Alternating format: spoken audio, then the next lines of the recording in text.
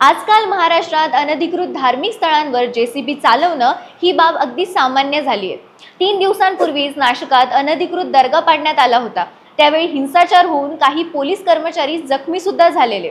आता मुंबईत जैन धर्माचं धार्मिक स्थळ अनधिकृत ठरवून ते पाडण्यात आलंय। मंगळवारी सकाळी 8 वाजता ही कारवाई करण्यात आलेली आणि विशेष म्हणजे प्रकरण न्यायप्रविष्ट असताना या तोडक कारवाईला पूर्णत्वास नेण्यात आलेलं। त्या विरोधात आज 19 एप्रिलला सकाळी एक मोठा मोर्चा देखील निघाला होता। त्यावेळी जैन बांधवांनी ही कारवाई एका हॉटेल मालकाच्या दबावाखाली करण्यात आल्याचं म्हटलंय। तसंच मनपाच्या कर्मचाऱ्यांवर काही गंभीर आरोप सुद्धा लावण्यात आलेत। मग आता हा हॉटेल मालक कोण आहे? हे प्रकरण नेमकं काय? मनपाच्या कर्मचाऱ्यांवर कोणते आरोप करण्यात आले? चला तर मग बघूया आजच्या व्हिडिओच्या माध्यमातून। नमस्कार, मी अंजली कुलकर्णी आणि तुम्ही पाहताय महाराष्ट्र भूमी। मुंबईच्या उच्चभ्रू भागांपैकी असलेल्या विले पार्लेमधील नेहरू रोडवरील कामलीवाडीत नेमिनाथ हाऊसिंग सोसायटी जवळ हे पार्श्वनाथ दिगंबर जैन समाजाचं एक मंदिर होतं। या मंदिराला सुमारे 90 वर्षांचा इतिहास असल्याचं सांगितलं जातंय। 90च्या दशकाच्या शेवटपर्यंत हे एक छोटंसं मंदिर होतं, पण 1997 साली परिसरातल्या जैन बांधवांनी एका बंगाली व्यक्तीकडून मंदिराच्या आसपासची जागा विकत घेऊन तिथं बांधकाम केलं। हा बंगाली व्यक्ती या जागेवर जवळपास 1935 पासून राहत होता।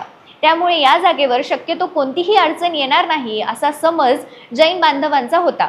पण मध्यंतरी अचानक मंदिराच्या विश्वस्तांना मंदिराच्या आवारातील बांधकाम हे अवैध असल्याची नोटीस मुंबई महापालिकेकडून देण्यात आली। नोटीस नंतर त्यांनी बसून चर्चा करण्याची मागणी पालिकेकडे केली होती, पण पालिकेने त्यांचं एकही ऐकलं नाही। त्यानंतर जैन बांधवांनी या विरोधात मुंबई उच्च न्यायालयात धाव घेतली।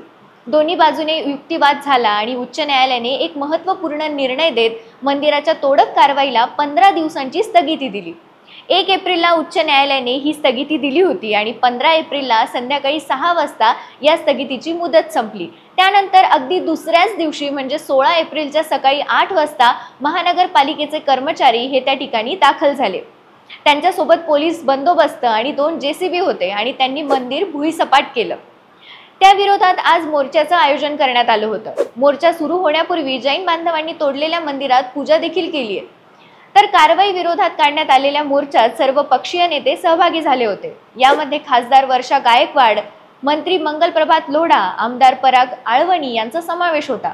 यावेळी खासदार गायकवाडांनी राज्य सरकारवर टीका करत हा पूर्वनियोजित कट असल्याचा आरोप केलाय। तर जैन बांधवांनी मंदिर टूटा है हौसला नहीं अशी घोषणाबाजी केली आहे। तर काही जैन बांधवांनी आरोप केलाय की तोडक कारवाईच्या दिवशी सकाळी मंदिरात पूजा सुरू होती।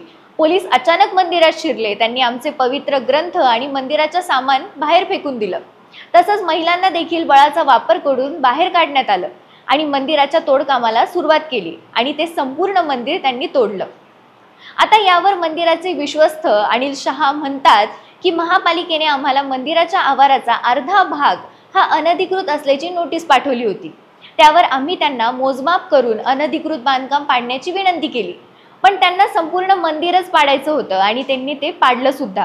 आमच्या देवाला इतर कोणीही हात लावलेलं चालत नाही, पण त्यांनी त्यांच्या पंडितांना बोलवून आमचे देव बाहेर काढले आणि पूर्ण मंदिर पाडलं असं त्यांचं म्हणणं आहे। शिवाय जैन मंदिराच्या मूर्त्या देखील खंडित केल्याचा आरोप शहा यांनी लावलाय। तर 15 तारखेला संध्याकाळी तोडक कामाच्या स्थगितीची मुदत संपली आणि पालिकेने 16 तारखेला सकाळीच तोडक कारवाई सुरू केली। आम्ही त्यांना सांगितलं की थोडा वेळ थांबा, कारवाईला पुन्हा स्थगिती मिळेल, पण त्यांनी आमचं एकही ऐकलं नाही असाही आरोप त्यांनी केलाय। तर इतर भाविकांनी दिलेल्या प्रतिक्रियेत काही आरोप लावण्यात आलेत। त्यात असं म्हटलंय की कारवाई नियोजित होती। खरं तर मंदिर परिसरात एक राधाकृष्ण नावाचं हॉटेल आहे। त्या हॉटेल मालकाला आपला बार उभारण्याचा परवाना हवाय, मात्र या परिसरात मंदिर असल्यामुळे त्याला बार उभारता येत नाहीये, म्हणून त्याने मनपाच्या कर्मचाऱ्यांना मंदिरावर कारवाई करण्यास सांगितल्याचा आरोप करण्यात आलाय। तर मग आता यावर तुम्हाला काय वाटतंय? ही कारवाई खरंच सुनियोजित होती का?